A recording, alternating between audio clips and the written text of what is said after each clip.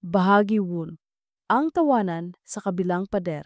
Ako si Jessa, 21, ikatlong taon sa kolehiyo, at bagong lipat sa lumang dormitoryo sa may gilid ng campus na halos nalimutan na ng mga poster ng mga kulturang pambansa at pahinang-pahina ng mga anunsyo. Noong unang araw ko rito, amoy ko agad ang pinaghalong alimuom ng kahoy na binahana, lumang barnis at pulbos ng insektong matagal nang namatay sa pagitan ng bitak ng sahig. Nag-aalangan pa ang araw noon, 5:00 ng hapon, habang sinisilip ko ang mahabang pasilyo. Kulay abo ang mga dingding na tila tinapalan ng semento ang mga kahapon.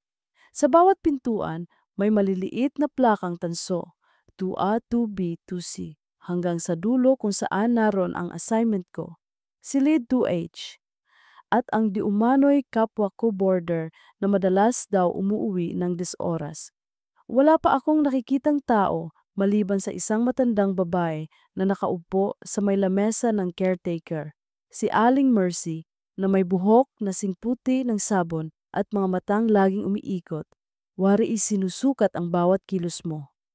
Jessa, ikaw ang bagong papasok sa 2H? Tanong niya habang pinuputol ng kalburo ang dulo ng kandila.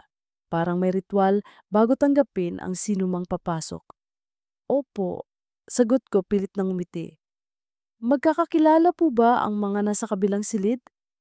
Naku, iba-iba ang mukha nila rito, sabi niya. Pero magalang naman. Basta sa gabi, iwasan mong maglakad-lakad. Madulas ang sahig. At kung may marinig man, isa lang ang payo ko, huwag kang mag-imbita. Tinigan niya ako, 1 segundo, 2, na para bang inaantala ang humihingang oras sa pagitan namin. Po, napakunot ang noo ko. Wala, mabilis niyang bawi, nakangiting pilit. Susi mo, yung bintana ng 2H mahangin. Huwag mong kalimutang isara bago matulog, kung hindi, magpupulasan ang mga papel mo. Kinuha ko ang susi, binitiwan ang backpack sa maliit na mesa, at binuksan ang pinto ng 2H. Humalimuyak ang kulob na hangin. Manipis ang kurtinang tila. Ngayon ko lang naunawaang nagbabantay din pala ang mga tela. Sa loob, may kama at aparador, isang upuang bakal na may kinainan ng kalawang sa gilid, at isang maliit na banyo na may salaming kay rami ng gasgas. Sa ibabaw ng mesa, may lumang kalendaryo, taon pa ng 2018, bilog ang petsang Setyembre 3, may lapis na bakas. Hating gabi, practice. Hindi ko alam kung para kanino iyon, pero napakamot ako sa batok at itinupi ang kalendaryo sa ilalim ng kahon ng aking mga aklat. Hindi ako mapaniwalain, pero may kakaiba sa salitang hating gabi. Kapag paksa ang lumang dormitoryo, mabilis lumabo ang hapon, sinakmal ng maagang dilim dahil sa pabugso-bugsong ulan. Nagpadala ako ng text kay Rovi, kaklase ko sa pangunahing asignatura. Nakalipat na ako, baka dito na lang ako mag-aaral ng gabi. Nag-reply siya, sige, bukas magkapeng maaga tayo. Ingat ka dyan, Jessa. Sabi-sabi may mga kwento raw dyan, huwag mong pakinggan.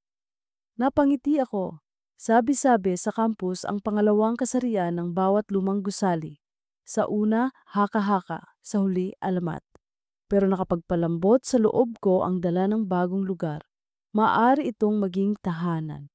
Naghanda ako ng simpleng noodles sa maliit na lutuan, nagbuhos ng mainit na tubig sa tasa, at habang natitigmak ang sahig sa lagaslas ng ulan mula sa butas na bubong sa pasilyo, pinakinggan ko ang pagkalam ng tiyan ko na sa wakas ay natahimik. Bandang 11:30, humaba ang pasma ng gabi. Nakasalampak ako sa kama, may hawak na pulyeto, ngunit natunaw sa antok ang mga titik ng parang pabigat ng pabigat ang hangin. Naidlip ako, di ko na malayang bumigay ang liwanag ng bombilya sa kisame at naging isang malabong dilaw na halo. Mag-aalas 12 na nang bigla akong nagising. Walang alarm. May tumusok lang sa pandinig ko. Tawanan. Mahina sa una, parang pinipigil, parang may nagkukutsabahang bata at unti-unting lumakas, naging malikot, naging masigla. Mula iyon sa kabilang silid, 2G, ang pintong katabi ng sa akin. Nagtaas ako ng ulo, kumislot ang balat ko sa batok. Ang tawanan ay may ritmo. 3 hiyaw, isang sabog ng tili, at muling 3 hiyaw. Siguro may nagkukwentuhan, bulong ko sa sarili. Baka nagbe-birthday o nakatodo lang ang TikTok. Tumindig ako, nagsuot ng tsinelas at tumapat sa pader. Malinaw, mga tinig iyon ng kabataan, babae at lalaki. Tila pamilyar sa kabastusan ng kalayaan doon sa oras na dapat ay tahimik ang lahat. Naglakad ako sa pasilyo. Nakatupi ang liwanag sa dulo at sa bawat hakbang ko may tunog ang sahig na parang lumang piano. Huminto ako sa tapat ng 2G. Sumisirit ang halakhak sa ilalim ng siwang ng pinto. May humahampas na aninong ilaw mula sa loob, parang may gumagalaw. Kumalabog ang dibdib ko pero kinalabit ko ang kumpiyansa. Excuse me, katok ko, banayad lang.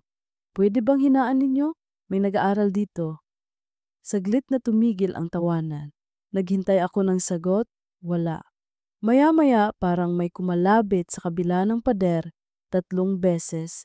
Tik, tik, tik, at muling pumailan lang ang halakhak, mas malakas, mas maligaya, na para bang sinadya nila akong asarin. Napalunok ako, kinuyom ang palad, at sa dami ng gabi, naramdaman kong ako lang yata ang gising. Pinisil ko ang seradura, nakakandado. Uy, seryoso, hinaan ninyo.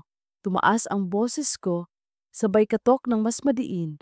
Wala pa ring sumagot, ang tawanan parang bumuga ng hamog na malamig sa batok ko. Bumalik ako sa kwarto. Sinubukan kong ipikit ang mga mata, pinilit yakapin ang unan na tila nagkuha ng init ng katawan ko. Ngunit ang halakhak sa kabila ay hindi kumupas. Umikot, umikot, kasama ang ilang pilit na bulong na hindi ko maaninag kung salita ba o lunod. At sa pagitan ng mga iyon, may marahang pagkiskis ng binti sa sahig.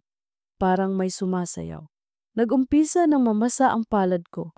Umabot ang 12:30. 1:30. Saka lang unti-unting humupa hanggang sa maging simoy na lang ang natitirang ingay. Pumikit ako ngunit dilubusang nakatulog. Nang sa wakas, sumilip ang unang bunting hininga ng madaling araw, nagliwanag ang pader at pumasok ang tunog ng mga maya sa labas. Tumayo ako at binuksan ang bintana. Nilanghap ko ang hamog na parang malansa. Batid kong hindi magandang simula ang isang gabing kulang sa tulog, lalong-lalo na kapag exam week. Pero kinuha ko ang tuwalya, naligo ng mabilis, nagsuot ng uniforme, at tumakbo palabas na may baong tinapay at bote ng gatas. Sa may lamesa, naroon si Aling Mercy, nagwawalis ng mga balat ng butong. Hindi ko alam kung kanino. May party po ba kagabi sa 2G? Tanong ko, tila wala lang, pero hindi ko maitago ang paminsan-minsang panginginig ng boses ko. Napatigil siya. Ha? Wala. Pero maingay eh. May tawanan parang 3 o 4 na tao. Dito lang po katabi ko. Ibinaba niya ang walis dahan-dahan, parang nangangapa sa isang maingat na sagot. Sarado ang 2G. Simula pa noong HMP patagal na. Walang nakatira dyan. Ikaw lang ang border sa linya ng 2F hanggang 2H ngayon. Napakunot ang noo ko at may kung anong lamig ang gumapang sa talampakan ko. Sino po yung... Huwag kang mag-alala. Putol niya hindi tumitingin sa akin. Minsan, ang mga lumang gusali, pinakikinggan din nila ang sarili nilang alaala. Yun lang yun. Pinilit niyang ngumiti, ngunit sa likod ng kanyang mga mata ay may bahagyang pag-iwas, tila may kung anong hindi sinasabi. Pwede ko po bang, tignan ang loob ng 2G? Usisa ko, hindi ko maipaliwanag kung bakit. Baka dahil mas madali ang katotohanan kung may nakikita kang kalat na plato, nakabukas na notebook o lutong noodles na naiwan sa mesa. Nakakandado yon, Sagot niya, malamig, at wala kang kailangan doon. Kung may marinig ka ulit, isara mo ang bintana at magtakip ng unan. Masama ba ang pakiramdam ko o may lihim lang itong gusali? Nagpaalam ako at naglakad papuntang campus. Ang araw ay walang gana sa unang mga klasiko. Si Professor Danao na may likaw na boses, ang dugo ng algebra na parang busok sa dibdib, at si Rovi na halos sumandal sa balikat ko sa cafeteria. Mukha kang hindi natulog, sabi niya. Wala raw nakatira sa katabing kwarto ko. Sagot ko, nilalaro ang straw ng iced coffee. Ha? Kagabi, ang ingay sa call natin, parang may humahalakhak. Napatahimik kami. Baka naman, alam mo na. Huwag mo akong lokohin. Pinilit kong tumawa pero kumapit ang lamig sa ngala ng ngala. Mamayang gabi, papakinggan ko ulit. Baka naman sumabay lang ang echo ng kung ano. Umikot ang araw, dumungaw at sumubog. Sa hapon, dumaan ako sa library, naghanap ng mga lumang clipping tungkol sa dorm. Wala. Halos walang kasaysayan ang gusali maliban sa pangalan. Dormitorio de la Encina, itinayo pa raw noong dekada 70, maraming beses nang inayos, ngunit hindi na muling binuksan ang lumang East Wing. Bandang 6:00, bumalik ako, si Aling Mercy, naroon pa rin, nagkukutingting sa lumang ledger. Aling Mercy, hindi ko na napigilang itanong, bakit po sarado ang 2G? Mabigat siyang huminga. Hindi naman kita tinatakot, pero simula nang may nangyari noon, itinigil niya at tumingin sa akin ng matagal, tinitimbang kung kakayanin ko bang marinig. Saka siya sumuko. Taong 2018 Setyembre, 3 estudyanteng babae ang namatay. Sabi sa mga pulis, sabay-sabay. Sa loob ng 2G, walang nota, walang paliwanag, pero may nagsasabing naglaro sila ng kung ano, tawanan na nagsimula ng mahina, tapos hindi na tumigil hanggang sa... Ayon, tumunog ang batok ko parang tinapala ng yelo. Bakit? Sabay-sabay? Magkakaibigan, laging magkakasama, laging natawa. Nung gabing yon, hating gabi, may narinig ang mga kapitsilid. Tawa, sa kaiyak na parang tawa pa rin. Pagbukas ng pinto kinaumagahan, wala na. Napatingin siya sa akin at dahan-dahang inabot ang maliit na rosaryo sa bulsa. Kaya sinabi ko sa'yo kanina, huwag kang mag-imbita. Ang bintana, ang pinto. Lahat yan imbitasyon kapag hindi mo alam ang kausap. Muli niyang ibinalik ang rosaryo at umalis na parang biglang may kailangang asikasuhin. Humihila-hila ang gabi pabalik sa akin. Umakyat ako sa hagdan, marahan, paking sa bawat yapak. Sinilip ko ang 2G sarado. Walang palatandaan na may nakatira nga. Nakalapat ang pinto na parang labi ng taong pinakialaman ng panahon. Umuwi ako sa 2H at ipininid ang bintana gaya ng bilin. Naglagay ako ng basang tela sa bitak ng ilalim ng pinto, baka sakaling maampatan ang anumang tunog o simoy na mapapadaan. Mula 8:00 hanggang 10:00, nagbasa ako, nagsubok ng problem set, nagpuyat sa mga sulat kamay na paliwanag ni Professor Danao na mistulang pahina ng orasyon. 10:30, pinatay ko ang ilaw at natulog, ngunit hindi tuluyang pinakawalan ng utak ko ang sinabi ni Aling Mercy. 3 estudyante, sabay-sabay, hating gabi, at parang sinadyang himukin, sumapit ang oras. Nakahiga ako nakaharap sa pader kung saan, sa kabilang panig, ang 2G. Mainit ang unan sa ilalim ng pisngi ko, ngunit may siping lamig ang hangin. Pumikit ako ng mariin. Saka ko iyon narinig muli. Tawanan. Hindi ito basta tugtugin ng kabataan. May halong kalabog sa gilid ng tawa, parang may naglalaro ng mesa, parang may kumakatok sa kahoy. 3. 3 tawa na sabay-sabay, minsan salitan, minsan sabog, ngunit palaging 3. Tanda ko dahil sinabayan ko sa isip, 1, 2, 3, sabay, tapos may hinga na parang humahabol at muling 3. Tumingala ako sa kisame, Tinakpan ang tenga ng unan, ngunit sumisingaw ang tawa mula sa himaymay ng tela. Nagpasya akong hindi magpatalo sa imahinasyon. Wala akong dapat katakutan, sabi ko sa sarili. Baka may pumuslit lang ng mga estudyante. Baka gumamit sila ng duplicate key. Baka hindi alam ni Aling Mercy. O baka sinasadya nilang takutin ang sinumang bagong dating. Tumayo ako, kinuha ang maliit kong flashlight at lumapit sa pinto. Habang diniinan ko ang doorknob, napansin kong kumakabog ng madiin ang pulso ko. Pati ang dila ko ay tila may sariling layon sa panlasa ng takot. Dahan-dahan kong hinugot palabas ang basang tela, tinalian ang buhok at marahang binuksan ang pinto. Sumalubong ang malamig na hihip mula sa pasilyo. Madilim, maliban sa pagtilamsik ng ilaw na fluorescent sa dulo na paminsan-minsan ay umuukay ng kislap sa kisame. Kumikinang ang gawgaw sa sahig at sa bawat hakbang ko parang may dumurugo sa pagitan ng kahoy at kuko ng tsinelas. Lumapit ako sa 2G. Nasa gilid ko ang pader, katapat ang kaba. Doon na naman, tawa, malapit, parang sa kabila ng kahoy mismo. Hello? Tawag ko, pilit na kalmado. Baka pwedeng hinaan ninyo. Huminto ang tawa, agad parang pinutol ng itak. Sumunod ang katahimikan na mas nakakatakot kaysa sa anumang ingay. Sinapu ko ang sarili kong braso. Saka, mula sa loob, isang katok, 3 beses. Tok, tok, tok. Napaatras ako at napaawang ang labi. May kasunod pang isa, ngunit mas marahan parang kinakatok ang laman loob ng pader. Sinong nariyan? Halos bulong ko, walang sagot. Pikit mata akong sinubukang ikutin ang seradura. Tumalbog ang dila ng bakal. Nakakandado nga. Inilapit ko ang tainga ko sa pinto. At doon marahang sumingit ang isang tunog, hindi tawa kundi garalgal ng hangin, haplos sa loob, pabulong, halika. Tinakpan ko ang bibig ko. Umiigkas ang dibdib. Hindi ako naniniwala na iyon ang narinig ko.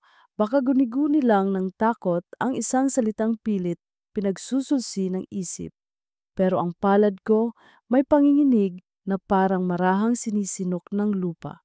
Umatras ako, bumalik sa kwarto at isinara ang pinto, ipininid ang kandado, ikinandado pa talaga.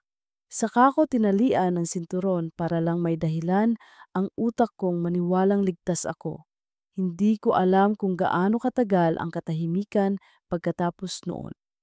Maaaring ilang minuto, maaaring isang siglo, ngunit nang akala ko'y lumisan na ang tawanan, biglang may kumatok sa mismong pinto ko. Isang beses lang, hindi 3, isang marahang magalang, ngunit mariing katok. Tumigil ang oras. Parang huminto ang kaluskos ng hangin sa kurtina, huminto ang palakas sa labas, pati ang lumang orasan sa mesa ay tila nag-alangan ipagpatuloy ang kanyang tiktak. Jessa, bulong ng di ko mawari kung aling bahagi ng mundo. Malinaw, malapit at parang kilala ako. Nanigas ang batok ko. Sino to? Napalunok ako at naglakbay ang tanong sa pagitan ng lalamunan at pinto na parang kulang sa lakas, walang sagot. Sinaid ko ang natitirang lakas ng loob, kinuha ang flashlight, inilaan ang isang kamay sa siradura at marahang pinihit. Huminga ako ng malalim. Binuksan ko ang pinto. Sa pasilyo, may liwanag na sumasagi mula sa malayong fluorescent.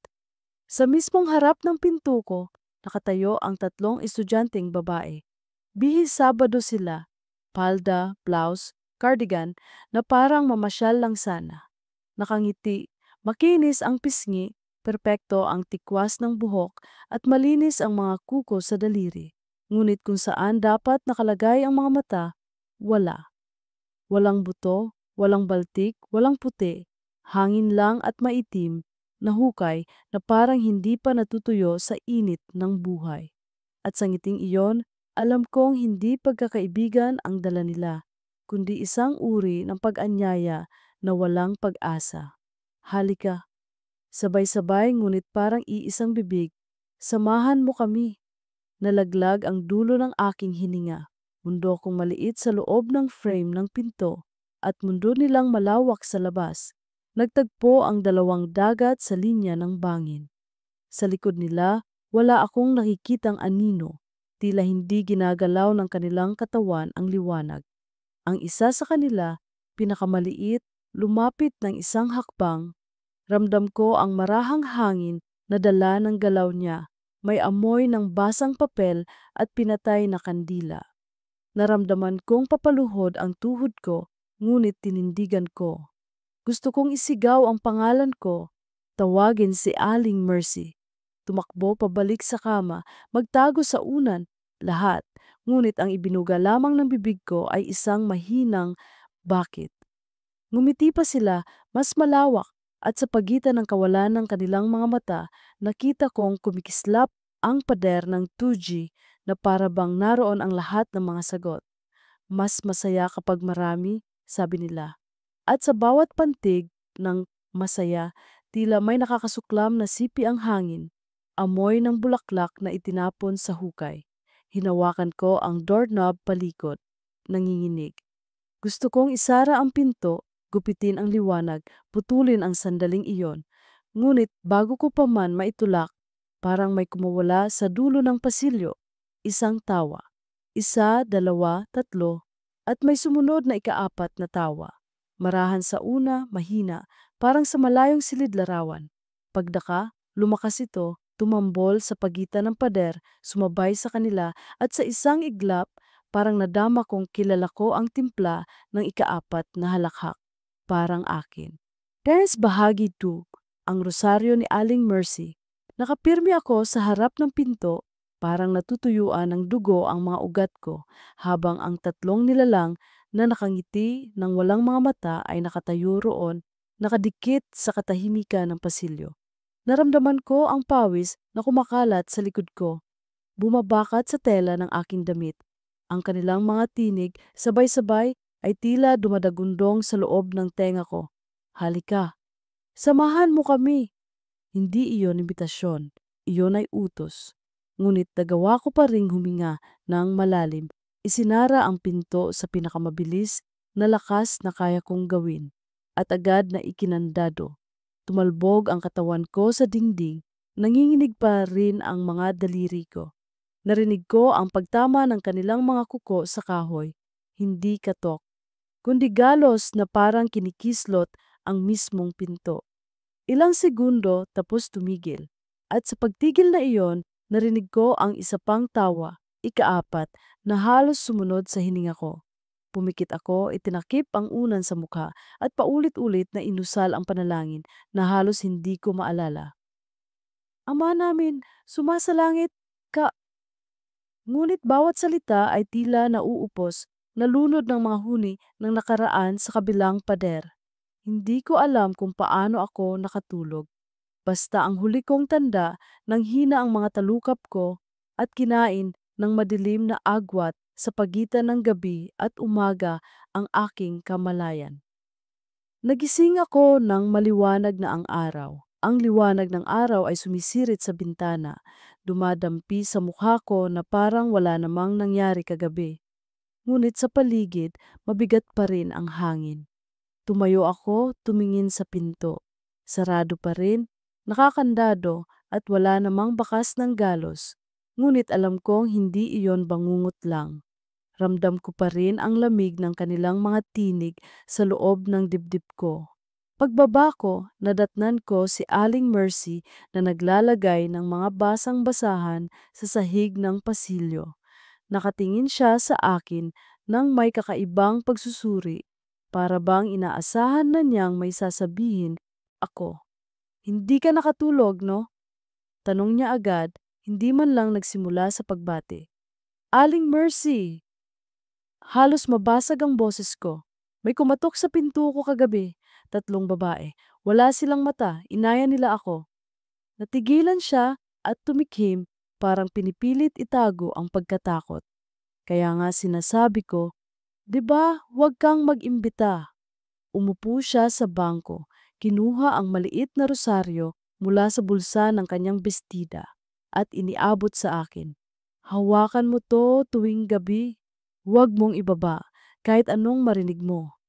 Tinitigan ko ang rosaryo. Luma na ito, ang krus ay gasgas at ang mga butil ay may bitak. Ngunit may bigat na hindi simpleng bagay ang dala nito. Bakit po ako? Bakit sila nagpakita sa akin? Hindi ko alam kung bakit kanila pinili. Sagot niya, mabigat ang bawat salita. Pero lahat ng bago rito, sinusubok nila. Minsan may bumibigay, minsan may lumalaban. Ang tatlong iyon, hindi sila matahimik. Parang naghahanap sila ng ikaapat na kasama. At kung hindi ka mag-iingat, baka ikaw na yon. Parang nanlamig ang dugo ko. Ano po bang nangyari sa kanila noon? Paano sila namatay? Umiling si Aling Mercy. Hindi malinaw. Ang sabi ng iba, naglaro sila ng kung anong hindi dapat nilalaro. May salamin, may kandila at may tawanan. Tawanan na hindi na natapos hanggang sa kinuha sila ng kung anuman. Ang totoo, hindi ko na nakita ang mga katawan. Isinara lang ng pulis ang silid at hindi na binuksan pa.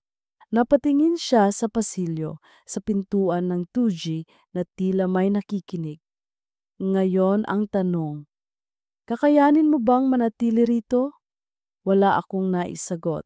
Ang buong katawan ko ay puno ng kaba, ngunit alam kong wala akong mapupuntahan. Mahirap ang renta sa labas at ang dorm na ito ang tanging pasok sa budget ko. Pinisil ko ang rosaryo. Kakayanin ko, bulong ko higit sa lahat para kumbinsihin ang sarili ko. Sa klase kinabukasan, pinilit kong magmukhang normal. Ngunit napansin agad ni Rovi ang pamumutla ko. Jessa, ayos ka lang ba? Parang hindi ka natulog. Hindi kasi ako nakatulog, sagot ko. May naririnig akong tawanan sa dorm. At may nakita ako kagabi. Anong nakita? Huminga ako ng malalim. Tatlong estudyante. Wala silang mata, nakangiti sila at inaya nila ako. Natahimik siya. Jessa, baka kailangan mong lumipat. Hindi biro yan. Seryoso. Wala akong pera para lumipat, Rovi. Isa pa, baka may paliwanag. Ngunit kahit ako mismo, hindi kumbinsido sa sinabi ko. Sa kaloob-looban ko, alam kong hindi iyon basta paliwanag. Kinagabihan, nagpasya akong subukan ang bilin ni Aling Mercy. Pagkatapos ng hapunan, isinara ko ang lahat ng bintana, tinakpan ang siwang sa ilalim ng pinto, at tinabi sa unan ang rosaryo. 10:30, pinatay ko ang ilaw at humiga. Tahimik sa una, tanging huni ng kuliglig ang kasama.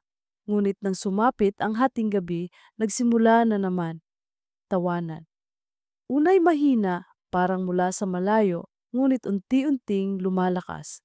Tatlong tinig, sabay-sabay, nagtawanan na parang may sariling kasayahan na hindi ko kayang unawain. Pinikit ko ang mga mata, mahigpit na hinawakan ang rosaryo. Ramdam ko ang lamig na gumagapang sa balat ko, ang bigat ng bawat hininga. Maya-maya may marahang kumatok, 3 beses. Tok, tok, tok. Napalunok ako at mas mahigpit na pinisil ang rosaryo. Sa halip na tawagin ang pangalan ko gaya ng nakaraang gabi, ngayon ay may kasabay na bulong. Hindi ko lubos na marinig, parang nag-uusap sila sa kabilang pader. Ngunit may ilang salita akong nahuli. Halika, masaya rito. Marami tayo. Nagsimulang manginig ang kama ko. Hindi ko alam kung imahinasyon ko lang, ngunit ramdam ko ang banayad na pag-alog, parang may sumasabay sa bawat tawa nila at nang akala ko'y hindi nakakayanin ng loob ko. Bigla itong tumigil. Walang ingay, walang katok, walang tawa. Tanging pintig ng puso ko ang naririnig ko. Nakahinga ako ng maluwag, ngunit saglit lang iyon. Sapagkat mula sa kisame may kumaluskos, unti-unti may gumagapang sa ibabaw. Marahang gasgas parang mga kuko sa kahoy. Tumingala ako at doon ko napansin. May aninong dahan-dahang dumadaloy parang likido mula sa kisame pababa sa dingding. Itim, makintab at tila may sariling buhay. Bumuo ito ng hugis, tatlong mukha, nakangiti, walang mata. Halika! Sabay-sabay nilang sambit, ngunit hindi na galing sa pinto. Galing na ito sa loob ng silid ko. Napasigaw ako at agad hinampas ang rosaryo sa dingding. Sa iglap na iyon, kumurap ang mga ilaw at naglaho ang mga anyo. Naiwan akong nanginginig, hingal na hingal, habang mahigpit pa rin ang hawak sa rosaryo. Kinabukasan, muli akong bumaba kay Aling Mercy. Pumasok sila sa kwarto ko kagabi. Halos pasigaw kong sabi. Hindi na lang sa kabilang silid, sa loob na mismo. Anong gagawin ko? Tumingin siya sa akin, seryoso. Kapag ganyan na ang nangyayari, hindi na sapat ang rosaryo lang. Kailangan mong malaman ang buong nangyari. Kailangan mong hanapin ang dahilan kung bakit hindi sila matahimik. Paano? Sa ilalim ng gusali, may lumang storage room. Doon nila inilagay ang mga gamit ng tatlong estudyanteng iyon pagkatapos ng insidente. Wala nang naglakas loob na buksan, pero baka doon mo makita ang sagot. Nalaglag ang balikat ko. Ang mismong ideya na pumasok sa lumang imbakan ng dorm ay nakakatindig balahibo na. Ngunit wala na akong ibang pagpipilian. Kung hindi ko gagawin, baka sa susunod hindi na lang sila tatayo sa pinto ko. Baka hilahin na nila ako. Pwede mo ba akong samahan? Tanong ko kay Aling Mercy. Umiling siya. Hindi ako makalapit doon. Ikaw lang ang kailangan nilang harapin. Nanlamig ako. Ngunit sa kaloob-looban ko, alam kong tama siya. Ako ang pinili ng tatlong nilalang na iyon. At kung hindi ko haharapin, baka ako ang maging ikaapat nilang kasama. Huminga ako ng malalim. Sige, pupunta ako. Ngunit bago ako makalakad palayo, dinagdagan ni Aling Mercy ang huling babala. Jessa, kapag narinig mo ang tawanan sa storage room, huwag na huwag kang tatawa. Gabi. Ang pasilyo ay tahimik, ang mga ilaw ay kumukurap-kurap at hawak ko ang rosaryo habang papalapit sa lumang hagdan patungo sa basement. Humakbang ako pababa, bawat yabag ay kumakalansing na parang bakal na kinakalawang. Sa dulo, may lumang pintuan na bakal, may nakasulat pang storage na halos burado na. Kinakabahan akong binuksan iyon at bumungad ang malamig na hangin na parang mula sa ilalim ng lupa. Sa loob, mga lumang upuan, kahon ng papel, sirang mesa, at alikabok na kumakapit sa ilaw ng flashlight ko. Ngunit sa pinakadulo, may tatlong kahong magkakatabi, bawat isa'y may pangalan, Elena, Marisa, Joy. Napalunok ako at dahan-dahang nilapitan ang mga kahon. Binuksan ko ang una, mga lumang libro, notebook at isang litrato. Tatlong magkakaibigan, nakangiti, hawak-hawak ang isa't isa. At sa likod ng litrato, may nakasulat, Gyopas, Hating Gabi, Practice. Nang mabasa ko iyon, biglang may marinig akong pamilyar na tunog, isang mahinang halakhak, dahan-dahan, lumalakas. Hindi mula sa pasilyo, hindi mula sa kisame, mula mismo sa paligid ng mga kahon. Tatlo, isa, dalawa, tatlo. At sa pagitan ng kanilang mga tinig, may narinig akong isa pang halakhak, mahina ngunit malinaw. Ikaapat, at mas kinilabutan ako nang marinig kong ang ikaapat na halakhak ay kapareho ng tinig ko. Bahagi sa Petris, ang litrato. Nakatayo ako sa harap ng tatlong kahon, nanlalamig ang buong katawan ko. Ang halakhak ay dumadagundong sa paligid ng storage room, umaalingaw sa bawat sulok at tila dumadaan mismo sa loob ng tenga ko. Hawak ko pa rin ang litrato. Ang tatlong estudyanteng nakangiti, magkakayakap at sa likod ng litrato ang nakasulat na Hating Gabi, Practice. Nanginginig ang kamay ko at halos mabitawan ko ang papel. Ngunit hindi ko maialis ang tingin ko. Para bang pinipilit ako ng mga matang wala sa litrato, natitigan sila ng matagal. Humigpit ang hawak ko sa rosaryo at sa bawat bigat ng butil nito, pilit kong pinatatag ang loob ko. ngunit mas lumalakas ang tawanan. Tatlong tinig na sabay-sabay, masayang parang walang kamatayan. At ang ikaapat, Diyos ko, iyon ang boses ko. Parang naririnig ko ang sarili kong tumatawa mula sa kabilang sulok ng dilim. Hindi ako yon, bulong ko, nanginginig. Hindi ako yon. Ngunit ang echo ng halakhak ay nagpatuloy, dumadaloy sa mga kahon at marahan akong napaatras.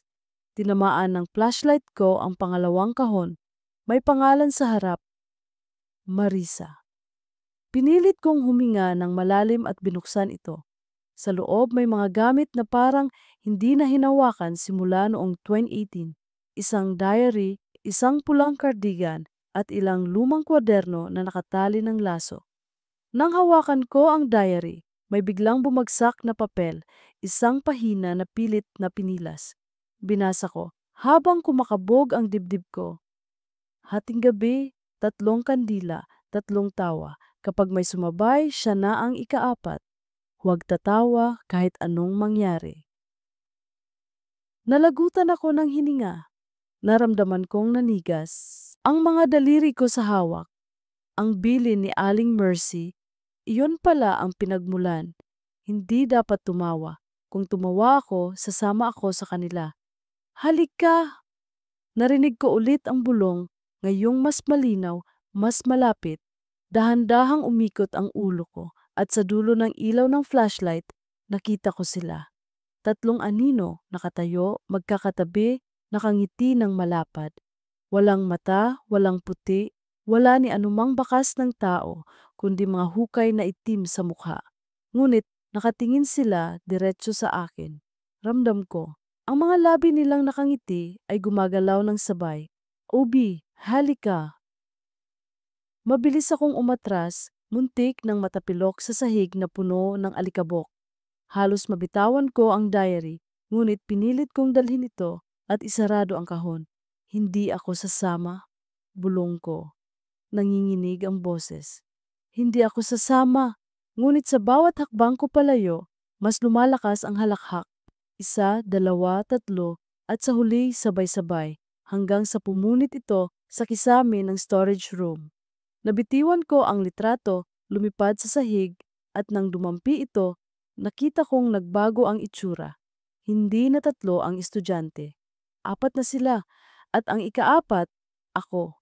Ako, nakangiti, walang mata, napasigaw ako. Tumakbo palabas, halos hindi ko na isinara ang pintuan ng storage room. Sa bawat hakbang ko paakyat ng hagdan, ramdam ko ang paghabol ng kanilang halakhak. Sa huli, nakarating ako sa kwarto. Sinarado ang pinto at halos bumaon ang kuko ko sa rosaryo sa higpit ng pagkakahawak. Kinabukasan, hindi ako nakapasok sa klase. Hindi ko kayang humarap sa kahit sino. Buong araw akong nakatulala sa kama, hawak ang diary ni Marisa at iniisip ang lahat ng nakita ko. Bawat pahina ng diary ay puno ng mga simpleng kwento. Klase, pagkakaibigan, mga plano sa hinaharap. Ngunit habang lumalapit ang petsa ng Setyembre 13, nag-iiba ang tono. Paulit-ulit niyang binabanggit ang isang practice na gagawin nila. Walang malinaw na paliwanag, ngunit lagi niyang tinatapos ang sulat ng tatlong tuldok na parang may hindi siya masabi ng buo. Hanggang sa huling pahina, kapag may sumabay, siya na ang ikaapat. Nanginginig ako habang binabasa ito. Ako ang tinutukoy nila ngayon. Ako ang sinusubukan nilang gawing ikaapat. Nang dumating si Rovi sa hapon, napansin niya agad ang itsura ko. Jessa, ano nangyari sa'yo? Ang putla mo. Para kang hindi natulog ng isang linggo. Inabot ko ang diary at ang litrato. Pinakita ko sa kanya. Sa una, natawa siya. Ano to, prank? Luma na to ah. Ngunit nang makita niya ang likod ng litrato at mabasa ang nakasulat, natahimik siya. Tangi na, Jess. Totoo ba to? Tumango ako. Naririnig ko sila gabi-gabi. Nakita ko sila at kagabi. Sa litrato, apat na kami, kasama ako. Nagkibit balikat si Rovi, halatang pinipilit kumalma kahit halata ang takot sa mga mata niya. Baka naman epekto lang ng puyat. Alam mo naman, kapag sobra ang stress, may kung ano-anong guni-guni. Hindi guni-guni, Rovi. Napalakas ang boses ko, halos mabasag. Nandito sila at gusto nila akong isama. Kung hindi ko gagawin ang isang bagay, baka tuluyan na nila akong makuha. Natahimik siya. Anong plano mo? Huminga ako ng malalim. Kailangan kong malaman kung ano talaga ang ginawa nila. Kailangan kong alamin kung paano sila napunta doon. Baka may paraan para pigilan sila. Pagbalik ni Rovi sa gabi, dala niya ang flashlight at ilang kandila. Kung talagang gusto mong alamin, samahan kita, sabi niya, kahit halata ang kaba. Hindi kita hahayaang bumaba mag-isa sa storage. At muli kaming bumaba. Ang hagdan ay kumakalansing na parang may sariling buhay at ang dilim ng basement ay parang nilulunok ang liwanag ng dala naming flashlight. Binuksan ko ulit ang storage room. Parehong amoy, alikabok, kalawang at malamig na hangin. Ngunit ngayong kasama ko si Rovi, mas may lakas ng loob ako. Hanapin natin kung ano pa ang naiwan, sabi ko, sabay lapit sa pangatlong kahon kay Joy. Binuksan namin at sa loob may maliit na salamin, 3 kandilang di na nagamit at isang notebook. Binuksan ko ang notebook, puno ng mga sulat, ngunit sa huling pahina may nakasulat na kakaiba, mga simbolo, parang bilog na may 3 linya at sa gitna isang salita, as kasama. Hindi ko maipaliwanag kung bakit, ngunit nang makita ko iyon, naramdaman kong bumigat ang paligid. Sumabog ang halakhak, hindi na mula sa labas, kundi mula sa mismong kisame, sa sahig, sa bawat sulok ng silid. 3 tinig, sabay-sabay at pagkatapos, isang ikaapat na halakhak na mas malakas, mas buo. Hindi ito boses ko, hindi ito boses ni Rovi. Isa itong boses na masama, malalim, at parang nanggaling sa kailaliman ng lupa. Napatingin ako kay Rovi, namutla siya. Naririnig mo yon, di ba? Hindi lang ako? Tumango ako, halos hindi makagalaw, at sa gitna ng halakhak, biglang bumukas ang mga kahon. Lumabas ang mga gamit, lumipad sa hangin, ang cardigan, ang salamin, ang litrato. Lahat ay umiikot sa ere, parang hinihila ng puwersang hindi nakikita. At sa gitna ng pag-ikot, unti-unting bumuo ng hugis. 3 katawan, nakatayo, nakangiti, walang mata. At sa tabi nila, may isa pang anino, mas malaki, mas nakakatindig balahibo, at ang mukha nito'y wala ni anumang hugis, kundi isang malalim na butas. Halika. Sabay-sabay nilang wika, ngunit ang aninong iyon ang ikaapat, nagsalita ng hiwalay. Isa na lang at kumpleto na tayo. Nabitawan ni Robbie ang flashlight at tumilapo ng ilaw sa dingding.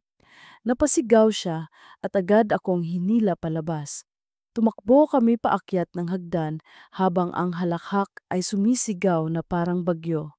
Pagdating sa pasilyo, isinara namin ang pinto ng basement at itinulak ang aparador sa harap. Humihingal kami, nanginginig at hindi makapaniwala sa nakita. Jessa, hingal ni Rovi. Ano yun? Hindi na to. Basta multo lang. May mas malaki pa. May kasama sila. At doon ko naunawaan, hindi lang 3 ang problema ko. May isa pa silang dala at iyon ang tunay na nagpapalakas ng tawanan gabi-gabi. Bahagi 4. Ang ikaapat. Magdamag kaming halos walang imik ni Rovi matapos ang nangyari sa basement. Pareho naming ramdam ang bigat ng nakaharap namin. Hindi lamang 3 kaluluwa ng mga estudyanteng naipit sa dormitoryo ang nagpaparamdam. May mas malaki, mas mabigat na presensya. At ang presensyang iyon ay tila may kapangyarihang nag-uugnay sa kanilang 3, ginagawang mas malakas ang bawat halakhak. Umaga nang bumalik kami sa normal na pasilyo, pero walang normal sa pakiramdam ko. Ang paligid ay maliwanag, naroon ang amoy ng nilulutong tuyo mula sa kusina at ang ingay ng mga nagmamadaling estudyante. Pero sa loob-loob ko, parang nakadikit na ang gabi sa balat ko. Parang kahit saan ako magpunta, naririnig ko ang mahinang anino ng kanilang tawanan. Si Aling Mercy ang una naming nilapitan. Nasa lamesa siya, nag-aayos ng lumang libro ng mga resibo ng dorm. Nang makita niya kaming dalawa, agad siyang napakunot ang noo. Hindi ko kayo inutusan na bumaba roon. Matalim niyang sabi, halos bulong ngunit may bigat. Hindi ninyo ba alam na mas lalong tumitibay ang kapit kapag pinansin ninyo ang iniwan nila? Wala na kaming choice, Aling Mercy. Sagot ko. Pinipigilang manginig ang boses. Pumasok na sila sa kwarto ko. Kahapon, nakita namin hindi lang sila tatlo. May isa pa. Napatigil siya, tila natuyuan ng dugo. Ikaapat, dahan-dahan niyang bulong. Matagal ko nang kinatatakutan na baka may kasama silang iba, hindi iyon mga estudyante. Mas lumapa iyon kaysa sa dormitoryo. Anong ibig ninyong sabihin? Singit ni Rovi. Tumingin si Aling Mercy sa bintana para bang may nakikinig. Noong hindi pa ito dorm, bago pa itayo ang gusali, sementeryo ang lupaing ito. Hindi ko alam kung totoo ang lahat ng sabi-sabi, pero may isa raw na libing na hindi natuloy ng buo. Isang bangkay na itinapon lang, walang dasal, walang pangalan. Simula noon, may sumisingit na presensya rito. At nang magpakamatay ang tatlong estudyante, siya ang kumapit sa kanila. Siya ang dahilan kung bakit hindi sila matahimik. Hindi sila tatlo lang, ginawa silang apat. Parang binuhusan ako ng yelo. Kaya pala, lagi nilang sinasabi, mas masaya kapag marami. Gusto nilang dagdagan ang bilang nila. Tumango si Aling Mercy, mabigat ang mukha. Kapag may sumabay sa halakhak, iyon na ang magiging susunod na biktima. At Jessa, tumingin siya sa akin, diretso, matalim. Naririnig na nila ang tawa mo. Hindi ko na nakayanan. Umiyak ako sa harap nila. Ano ang gagawin ko? Hindi ko na alam kung paano ko tatakasan ito. Kahit ipikit ko ang mata ko, kahit takpan ko ang tenga ko, naririnig ko sila. Nararamdaman ko silang nasa likod ng pinto, sa ilalim ng kama, sa kisame. Hindi na ako makatulog. Hinawakan ni Aling Mercy ang balikat ko. May isang paraan, pero hindi ko sigurado kung kakayanin mo. Napatingin ako. Ano yon? Kailangan mong tapusin ang sinimulan nila, sagot niya. Ang ritual na hindi natapos noong hating gabi ng kanilang kamatayan. Pero sa oras na gawin mo iyon, haharapin mo sila mismo at pati ang nilalang na kasama nila. Kapag nagkamali ka, baka ikaw ang maging ikaapat. Maghapon akong walang gana. Nasa klase ako pero wala akong naririnig kundi ang paulit-ulit na halakhak sa isip ko. Tatlo, isa, dalawa, tatlo, at pagkatapos may sumusunod na mas mababang tinig, parang mula sa ilalim ng lupa. Lumingon ako kay Rovi sa lecture hall, nagkatinginan kami at alam naming pareho. Hindi ito matatapos kung hindi namin susubukan. Pagsapit ng gabi, bumalik kami sa basement. Dala ko ang diary ni Marisa at ang rosaryo ni Aling Mercy, habang si Rovi naman ay may hawak na 3 kandila na nakuha namin mula sa kahon ni Joy. Sa gitna ng storage room, inilatag namin ang mga kandila gaya ng nakasulat sa diary, tatsulok na pabilog. Sigurado ka ba rito, Jessa? Tanong ni Rovi, nanginginig ang kamay habang sinisindihan ang unang kandila. Paano kung hindi natin kayanin? Kung hindi natin susubukan, kukunin nila ako, sagot ko. Ramdam ang bigat ng bawat salita. At kung hindi ako, baka ikaw, baka lahat ng border dito. Kailangan matapos na ito. Nang sindihan ang 3 kandila, bumigat agad ang hangin. Para bang may humigop ng init mula sa paligid. Ang apoy ay kumurap-kurap at ang mga anino sa dingding ay nagsimulang gumalaw ng hiwalay sa katawan namin. Binasa ko ang huling bahagi ng diary ni Marisa. May mga salitang hindi ko maintindihan, parang luma at hindi Tagalog. Ngunit habang binibigkas ko, naramdaman kong gumagalaw ang sahig na parang may humihinga mula sa ilalim nito. At doon sila lumitaw. Tatlong babae nakatayo sa paligid ng kandila, nakangiti, walang mata. Ang buhok nila ay gumagalaw na parang hinahangin kahit walang simoy sa loob ng silid. Sabay-sabay silang nagsalita, "Halika, samahan mo kami." Ngunit hindi sila nag-iisa. Sa likod nila, dahan-dahang umangat ang mas malaking anino. Ang ikaapat, walang hugis ang mukha nito, kundi isang malalim na butas na parang nilikha para lamunin ang lahat ng liwanag. Napasigaw si Rovi.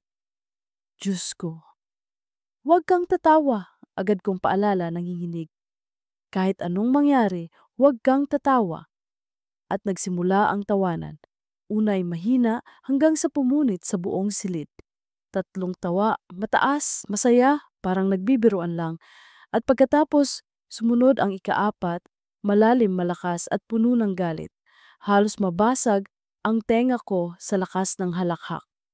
Nang tinignan ko ang mga mukha nila, bigla akong napansin. Hindi na sila nakatingin sa akin. Nakatingin sila kay Rovi. Rovi! Halos mapasigaw ako.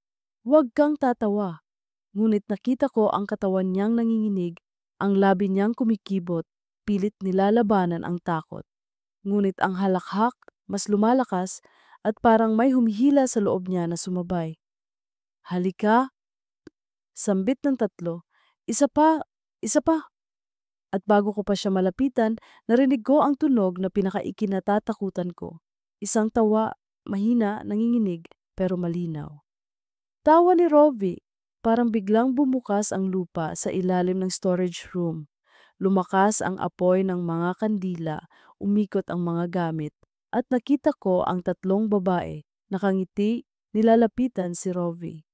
At mula sa likod nila, ang ikaapat na nilalang, nakabuka ang bibig na parang hukay, dahan-dahang nilalapit kay Rovi. Hindi!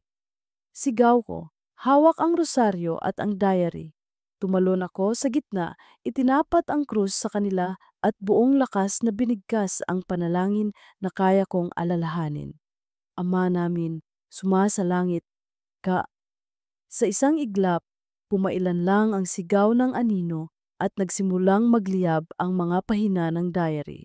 Ang tatlong babae ay umurong, ngunit nakangiti pa rin habang ang ikaapat ay unti-unting naglaho sa dilim. Nang tumigil ang lahat, bumagsak kami ni Rovi sa sahig, hingal na hingal. Ang mga kandila ay napundi at ang storage room ay muling natahimik. Ngunit nang tumingin ako kay Rovi, nanlamig ako. Nakaupo siya sa sulok, nanginginig at nakangiti. Isang ngiti na masyadong malawak, masyadong peke. At sa ngiting iyon, napansin ko, wala na siyang mga mata. Bahagi 5. Ang pagkawala ni Rovi nang makita kong nakaupo si Rovi sa sulok ng storage room. Nanginginig ngunit nakangiti ng sobra. Nanlamig ang lahat ng dugo ko. Ang ngiting iyon ay hindi kanya. Hindi ang Rovi na nakilala ko sa klase. Hindi ang kaibigang laging may baong biro sa gitna ng stress. Isa iyong ngiti na puno ng hungkag, walang laman, at nakadikit sa mukha na para bang ginuhit ng ang hindi nakikitang kamay. Pinakamasama sa lahat, wala na siyang mga mata. Rovi. Halos bulong ko, nanginginig ang boses. Rovi, pakiusap, magsalita ka. Ngunit ang sagot niya ay hindi salita. Isa iyong mahinang halakhak, pareho ng tawa ng tatlong estudyante. Mahina sa una pero unti-unting lumalakas, umaalingaw sa dingding ng storage room.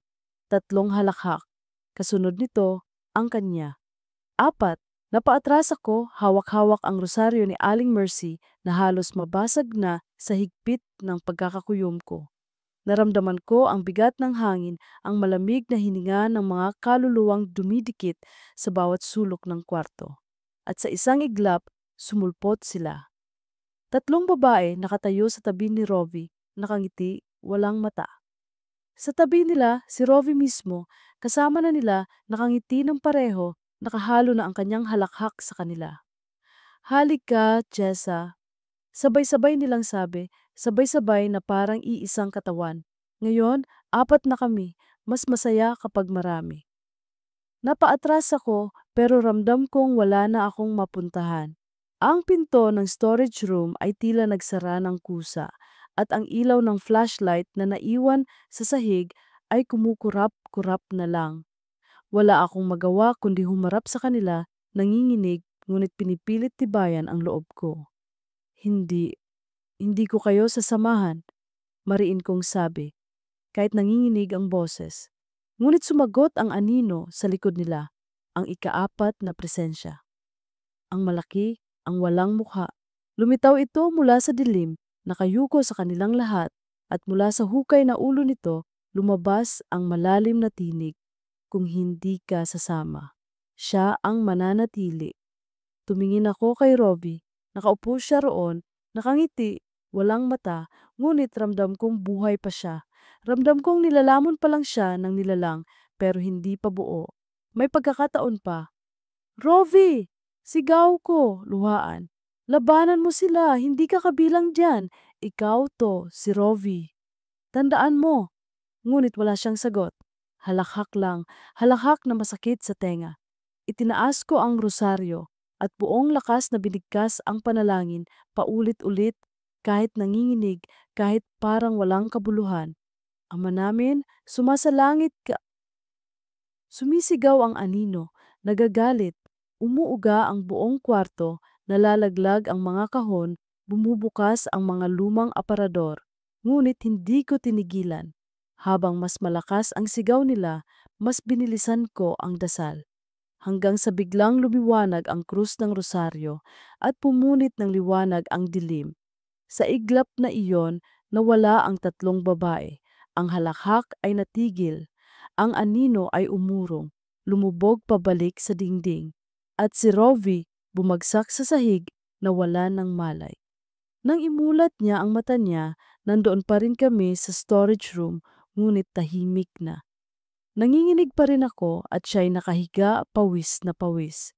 Agad kong nilapitan. Rovi, okay ka lang ba? Dahan-dahan siyang bumangon, hawak ang ulo at napatingin sa akin. Ang mga mata niya bumalik, pero may kakaiba. Ang dating kinang na buhay sa mga mata ni Rovi ay tila nabawasan. Parang may iniwan sa kanya ang dilim. Anong nangyari? Mahina niyang tanong. Sinubukan nilang kunin ka. Sagot ko halos humihikbi. Pero lumaban ka, nandito ka pa. Tumango siya, ngunit hindi nagsalita pa. Nang lumabas kami ng basement, nadatnan namin si Aling Mercy na naghihintay. Kita ko sa mga mata niya na alam na niya ang nangyari. Halos kunin ka na nila, sabi niya kay Rovi. Ngayon, ikaw na ang target nila. Nanlaki ang mata ko. Ano? Bakit siya? Dahil tumawa siya, sagot ni Aling Mercy. Malamig. Kahit saglit, kahit maliit, sapat na iyon. May bahid na siya ng kanila. Hindi sila titigil hanggat hindi nila lubusang nakukuha si Rovi. At Jessa, tumingin siya sa akin. Mabigat ang tinig. Ikaw ang magiging dahilan kung maliligtas siya o kung tuluyan siyang mawawala. Nanlamig ako. Maghapon kaming tahimik ni Rovi. Halos hindi kami nakapasok sa klase at wala kaming magawa kundi maghintay ng sumunod na gabi. Alam kong darating na naman sila. Alam kong hindi pa tapos. At hindi nga ako nagkamali. Pagsapit ng hating gabi, muling nagising ako sa tawanan. Ngunit ngayon, hindi mula sa kabilang silid, hindi mula sa basement, mula mismo sa tabi ko. Napabalikwas ako at nakita kong nakaupo si Rovi sa sahig ng kwarto ko, nakatalikod sa akin. Nakayuko siya, nanginginig ang balikat, at narinig ko ang mahina niyang halakhak. Rovi? Bulong ko, nanginginig. Anong ginagawa mo dyan? Dahan-dahan siyang lumingon, at doon tumindig ang lahat ng balahibo ko. Nakangiti siya, iyon na namang ngiti. At sa loob ng kanyang mga mata, unti-unting bumabalik ang dilim. At sa likod ng kanyang tinig, narinig ko silang muli. 3 babae. At ang anino. Ngayon, hindi na sila humihiling, hindi na sila nag-aanyaya. Isa na lang, sabay-sabay nilang wika. Isa na lang at kumpleto na kami. Bahagi isas, isa na lang. Hindi ko makakalimutan ang gabing iyon, ang sandali kung kailan nakita kong muli si Rovi, nakaupo sa sahig ng aking kwarto, nakatalikod at unti-unting lumilingon na may ngiting hindi kanya. Ang dilim sa kanyang mga mata ay parang usok na pilit lumalabas at kasabay nito, ang tawanan ng tatlong babae at ang malalim na boses ng anino ay bumabalot sa silid. Isa na lang, sabay-sabay nilang wika. Isa na lang at kumpleto na kami. Nanginginig ako, halos mabitawan ko ang rosaryo ni Aling Mercy na hawak ko sa kama. Rovi, pakiusap. Bulong ko, tinatangka kong makalapit sa kanya. Lumaban ka, hindi ka kabilang sa kanila. Ngunit ang sagot niya ay halakhak. Mahina sa una, parang napipilitan, ngunit unti-unting lumalakas. Ang halakhak na iyon ay tumutugma sa kanila, sabay sa tatlong babae, sabay sa anino. Para bang hinihila siya ng kanilang ritmo, agad kong itinapat ang krus ng rosaryo sa kanya. Ama namin, sumasalangit ka! Nanginginig kong dasal. Tumigil sandali ang halakhak at napatingin siya sa akin parang nagising saglit. Jessa. Bulong niya mahina, parang boses niya ulit. Tulungan mo ako, hindi ko kayang pigilan. Naluha ako. Kakayanin mo, Rovi, hindi ko hahayaang kunin kanila. Ngunit biglang bumigat ang hangin. Ang bintana ng kwarto ay biglang bumukas ng kusa at isang malakas na hangin ang pumasok. Ang mga kurtina ay nagwawala at sa kisame nagsimulang lumitaw ang tatlong mukha. Nakangiti, walang mata, nakabitin na parang nakasilip mula sa kabilang mundo. Sa likod nila ang anino, mas malaki ngayon, halos sagpangin ang buong kisame. Halika, Jessa. Sabay-sabay nilang sabi, samahan mo kami o siya ang mawawala. Napakapit ako sa rosaryo nanginginig. Hindi, hindi ko kayo sasamahan. Ngunit umalingaw-ngaw ang tinig ng anino. Kung hindi ikaw, siya ang kapalit. Biglang napasigaw si Rovi, hawak ang kanyang ulo, gumugulong sa sahig. Jessa, sinasaktan nila ako. Walang magawa ang katawan ko, kundi lumapit. Hawak ko ang rosaryo, pinatong ko ito sa kanyang balikat. Umungol siya ng malakas at saglit na lumiwanag ang silid. Ang tatlong babae ay umurong. Ang anino ay umangil. At narinig ko ang boses nilang sabay-sabay. Hindi mo siya maililigtas ng mag-isa. At sa iglap na iyon, nawala sila. Tahimik ang silid. Ang bintana ay muling nagsara at si Rovi ay nakahiga, hingal na hingal, pawis na pawis, ngunit buhay. Kinabukasan, agad akong bumaba kay Aling Mercy. Hindi ko na kaya ang kimkimin ang lahat. Aling Mercy, luhaan kong sabi, sinusubukan na nilang kunin si Robbie. Hindi na lang ako ang target nila. At sinabi nilang isa na lang at kumpleto na sila. Huminga siya ng malalim, umupo at tumitig sa akin ng mariin. Iyon ang kinatatakutan ko. Hindi lang sila basta nagpaparamdam. May misyon sila, tapusin ang ritual na hindi natapos noong gabing iyon. Kailangan nilang maging apat. Kapag nakumpleto nila iyon, hindi na sila basta multo ng dormitoryo. Magiging masama silang puwersa na lalampas sa pader na ito. Paano ko sila pipigilan? Halos pasigaw kong tanong. Hindi mo na kaya ng mag-isa, Jessa. Sagot niya, malamig. May isa pa tayong kailangan. Nagulat ako. Sino? Ang pari ng lumang kapilya sa gilid ng campus, si Padre Simon.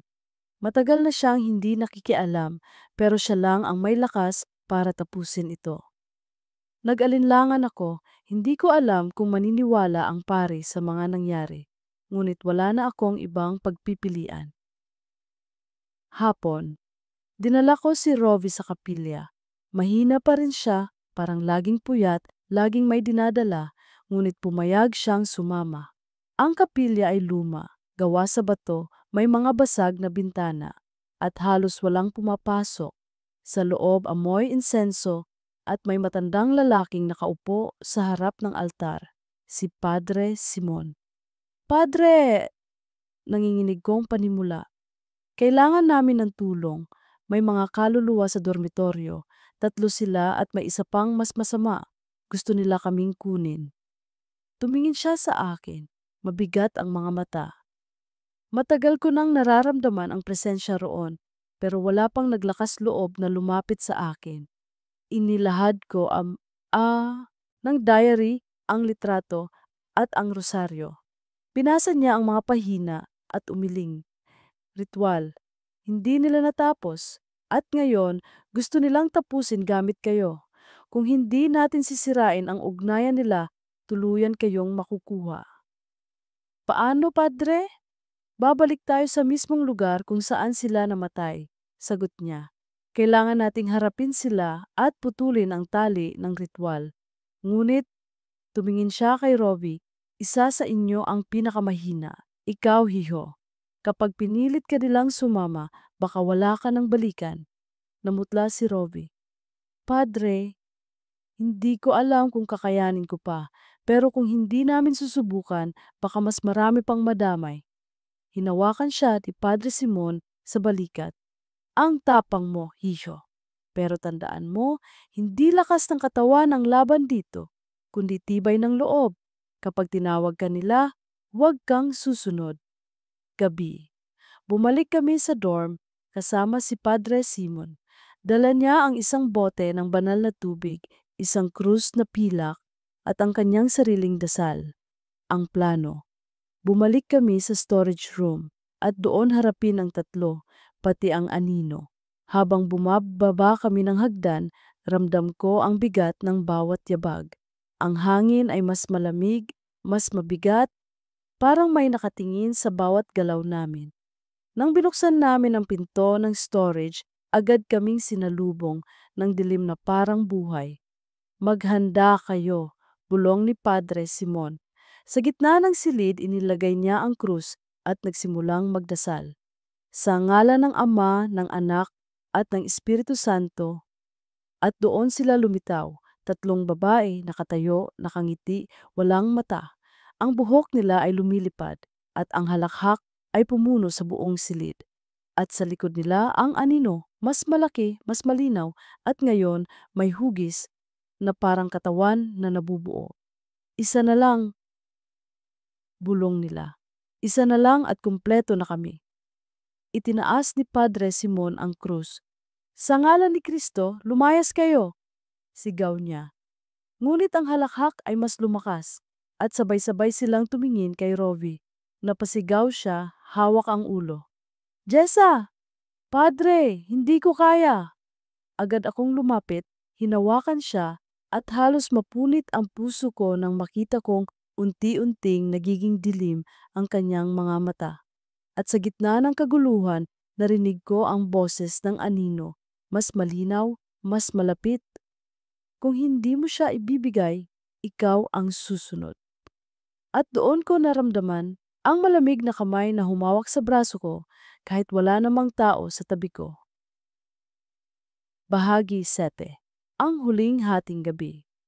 Nang sumayad ang malamig na kamay sa aking braso, parang tumigil ang lahat ng tunog sa paligid.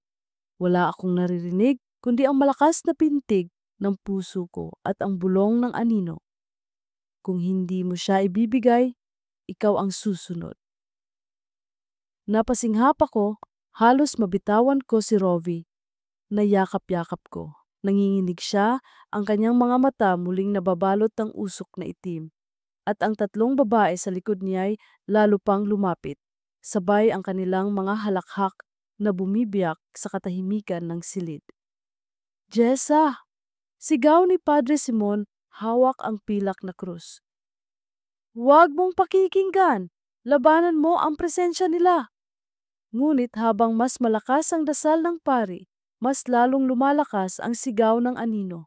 Ang halakhak ay parang bagyo, kumakalabog sa mga kahon, nagpapagalaw sa mga mesa, at ang 3 babae unti-unting nakalapit kay Rovi hawak na ang kanyang mga balikat. Isa na lang at kumpleto na kami. Hindi! Napasigaw ako at buong lakas na itinaas ang rosaryo ni Aling Mercy. Hindi niyo siya makukuha. Hindi niyo ako makukuha. Tumigil saglit ang tatlong babae, ngunit ngumiti pa rin sila. Malalaking nangiti na parang humihiwa ng balat, ngunit ang anino'y hindi natigatig. Lumapit pa ito, halos lumubog sa sahig, at mula sa kanyang malalim na hukay na mukha, lumabas ang isang tunog, hindi halakhak, kundi isang ungol na parang nagmumula sa ilalim ng lupa. Si Padre Simon ay patuloy na nagdasal, nagbubuhos ng banal na tubig sa sahig na umuusok kapag tumatama sa paligid ng anino. Ngunit tila hindi ito sapat.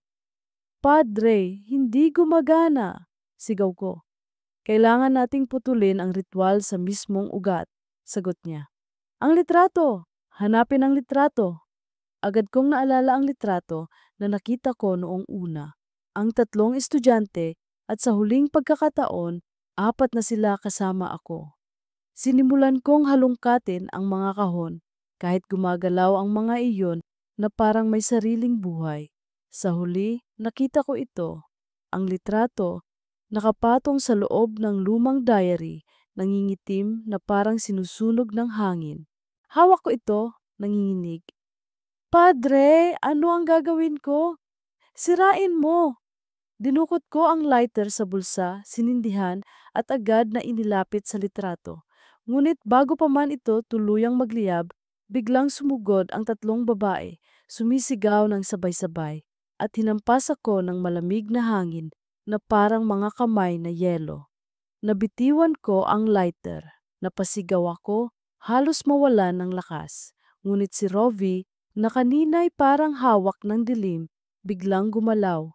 Dinampot niya ang lighter at sa kabila ng kanyang panghihina, isinindi niya ito at inilapit sa litrato. Agad na kumulo ang hangin.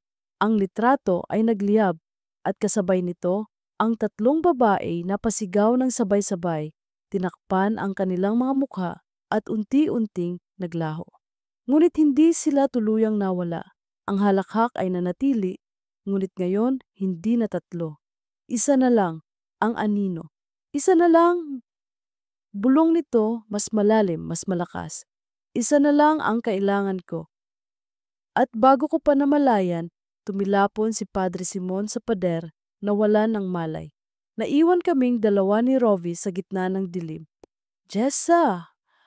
Bulong niya, nanginginig, hawak ang kanyang ulo. Sinasabi niya, ako na lang daw, ako na lang ang kukunin. Hindi! Napayakap ako sa kanya. Hindi kita ibibigay, hindi kanya makukuha. Ngunit ramdam kong unti-unting hinihila siya ng dilim. Ang kanyang katawan ay nanginginig at mula sa kanyang mga mata, lumalabas ang manipis na usok. Kung hindi ako, bulong niya, nakangiti ng mapait, ikaw ang kukunin nila. Naluha ako. Hindi, Rovi, hindi, may paraan pa. Kailangan may paraan pa. Ngunit sa likod ng lahat, naririnig ko ang anino, bumubulong sa mismong tenga ko. Pumili ka, Jessa. Siya o ikaw, isa na lang at kumpleto na kami. Hinawakan ko ang rosaryo, pinikit ang aking mga mata at buong lakas na nagdasal. Ama namin, sumasalangit ka. Ngunit habang dinarasal ko ito, naramdaman kong lumalakas ang kapit ng anino sa akin. Parang gusto niyang patunayan na walang dasal ang makapipigil sa kanya. Biglang bumulong si Rovi. Jessa, alam ko ang dapat gawin. Napatigil ako. Ano? Tumitig siya sa akin at sa kanyang mga mata, kahit puno na ng usok, nakita ko ang bakas ng tapang. Ako ang kailangan nila. Ako ang huli. Kapag ako ang sumama, matatapos na ito. Hindi. Halos mapunit ang lalamunan ko sa sigaw. Hindi ko hahayaang mawala ka. Ngunit ngumiti siya, hindi na iyon ang nangiti ng dilim, kundi ang ngiti ng kaibigan ko, ang Rovi na nakilala ko. Mas mabuti nang ako ang mawala kaysa ikaw. Isa lang ang tiyak, hindi pwedeng maging 4 kayo.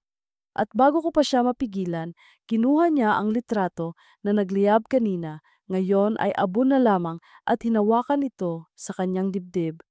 Kung ako ang maging huli, tapos na sila. Napaluhod ako, umiiyak. Rovi, wag! Ngunit sa isang iglap, bumalot sa kanya ang dilim. Ang kanyang katawan ay lumiwanag saglit at pagkatapos ay tuluyang naglaho, kasama ng lahat ng halakhak at ang anino. Tahimik ang silid. Naiwan akong mag-isa, hawak ang rosaryo, luhaan at walang masabi, kundi ang pangalan niya. Rovi. Nang bumangon si Padre Simon, sugatan, napatingin siya sa akin. Nasaan siya? Hindi ko alam kung paano sasagutin. Nawala na si Rovi, siya ang pinili, siya ang naging ikaapat. Ngunit sa katahimikan ng storage room, narinig ko pa rin ang huling bulong na bumabalot sa hangin. Isang tinig na pamilyar, ngunit puno ng lamig. Mas masaya kapag marami na Panambonitahor, bahagi 8.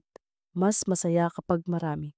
Hindi ko na alam kung paano ko nakayanan ang mga sumunod na oras matapos mawala si Rovi. Ang mga palad ko ay nanlalamig, nanginginig habang nakapako ang tingin ko sa sahig ng storage room.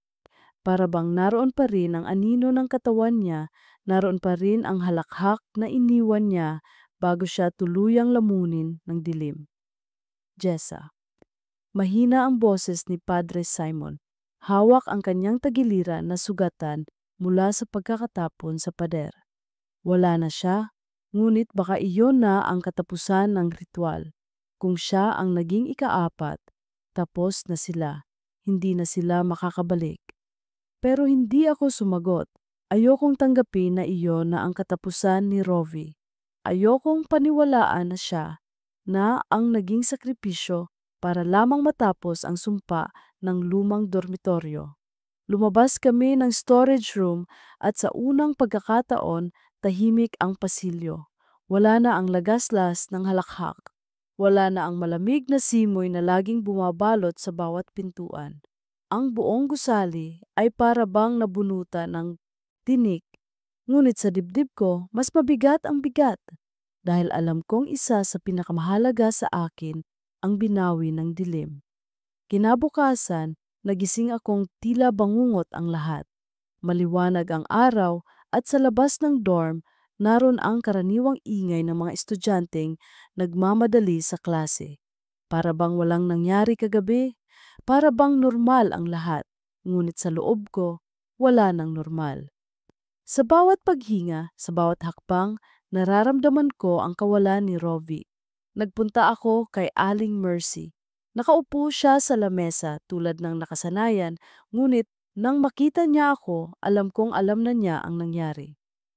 Hindi mo siya nailigtas. Mahina niyang sabi. Napaluha ako. Wala akong nagawa. Siya na mismo ang nag-alay ng sarili para matapos ito.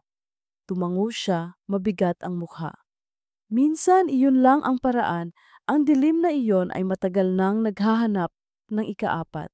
At nang si Rovi ang pumalit, natapos na ang kanilang tawanan. Pero bakit siya? Halos pabulong kong tanong. Bakit hindi ako? Dahil ikaw ang pinili nilang tuksuhin, ngunit siya ang bumigay. At sa huli, siya rin ang pumili. Hindi mo kasalanan, Jessa. Ngunit kahit sabihin niya iyon, hindi ko kayang paniwalaan. Lumipas ang mga araw at unti-unting bumalik sa dati ang dormitoryo. Wala nang tawanan sa hating gabi, wala nang kumakatok sa mga pinto. Ang mga bagong boarder ay dumating at wala silang nararamdaman kundi ang ordinaryong lamig ng lumang gusali. Ngunit ako, gabi-gabi nakaupo sa kama, hawak ang rosaryo ni Aling Mercy at pilit iniisip na tapos na nga ang lahat. Pero sa tuwing pumipikit ako, nakikita ko ang mukha ni Rovi, nakangiti, at sa kanyang mga mata ang unti-unting paggapang ng dilim. Isang gabi na naginip ako, nasa pasilyo ako ng dorm, madilim, at naririnig ko muli ang halakhak. Unay mahina hanggang sa lumakas. Tatlong tawa. Isa, dalawa, tatlo. At pagkatapos, isa pang halakhak, ang ikaapat. Hindi na iyon ang tinig ng anino. Hindi na rin ang tinig ng tatlong babae. Tinig iyon ni Rovi. Nagising akong pawis na pawis, hinihingal. Kinabukasan, nagpunta ako sa kapilya upang kausapin si Padre Simon. Mahina pa rin siya, may benda ang ulo at braso, ngunit nakaupo na sa isang bangko, nagdarasal. Padre, sabi ko, nanginginig. Hindi pa tapos. Naririnig ko pa rin siya. Naririnig ko pa rin si Rovi. Tumingin siya sa akin, mabigat ang mukha. Kapag ang isang kaluluwa ay kusang nag-alay para tapusin ang ritual, dapat tapos na iyon. Ngunit kung naririnig mo pa siya, ibig sabihin, hindi pa rin siya matahimik. Anong ibig sabihin nun? Maaring siya mismo ang naging bagong ugnayan ng dilim. Hindi na 3 at 1 anino. Siya na ngayon ang anino. At ikaw pa rin ang gusto nilang kunin. Nanlamig ako. Padre, paano kung bumalik sila? Handa ka na ba, Hija? Tanong niya, dahil kung bumalik sila, ikaw na ang magiging susunod na pagpipilian. Hindi ako nakasagot. Lumipas ang ilang linggo at pilit kong ibinabaon sa isip ko ang lahat. Bumalik ako sa klase, nagpatuloy sa pag-aaral, ngunit hindi na ako kagaya ng dati. Ang mga kaklase ko'y nagbibiro, nag-aaral, nagkukwentuhan. Ngunit ako, laging nakatingin sa mga anino, sa paligid, laging nakikinig kung may halakhak sa hangin. Hanggang isang madaling araw nagising ako, tahimik ang lahat. Ngunit sa ilalim ng pintuan ko, may dumaan na anino. At kasabay nito, ang tunog na kinatatakutan kung marinig muli. Tok, tok, tok. 3 beses nakatok. Napalunok ako, nanginginig at dahan-dahang lumapit sa pinto. Hawak ko ang rosaryo at pinipilit kong huwag bumigay. Ngunit nang marinig ko ang tinig mula sa kabilang panig, bumagsak ang lahat ng lakas ko. Jessa. Pamilyar na boses. Hindi na iyon tinig ng 3 babae, hindi rin ng malalim na anino. Tinig iyon ni Rovi. Halika, mas masaya kapag marami. Naluha ako. Rovi, ikaw ba yan? Walang sagot kundi halakhak. Isang halakhak na alam kong sa kanya. At doon ko napagtanto, hindi natapos ang sumpa. Hindi natapos ang ritual. Naging kapalit lang siya, naging anino. At ngayon, hindi na 3 babae ang kumakatok gabi-gabi. 4 na silang naghihintay sa kabilang pinto. At sa huling paghinga ko ng gabing iyon, narinig ko silang sabay-sabay, malinaw, masaya at walang hanggan. Mas masaya kapag marami.